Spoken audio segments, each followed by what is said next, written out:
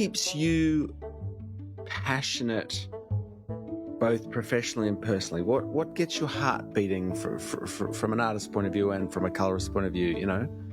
I think narrative is still so crucial to me.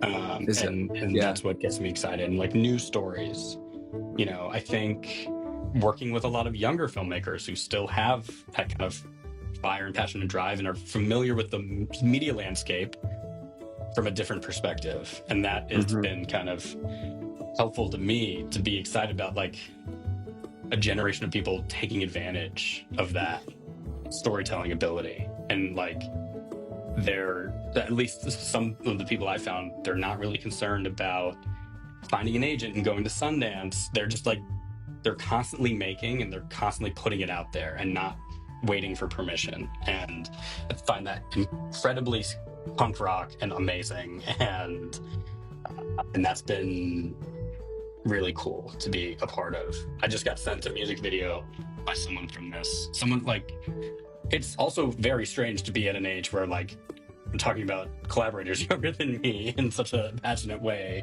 because that's where I used to be. I think we all were.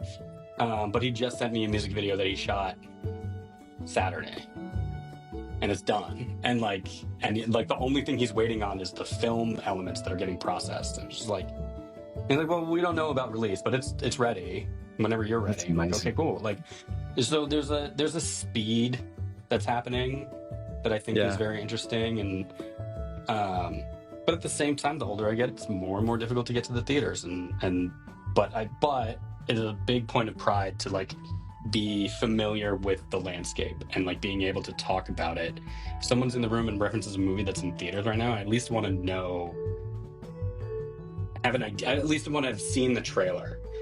Yeah. And like even the trailer can give me an idea about what they're talking about.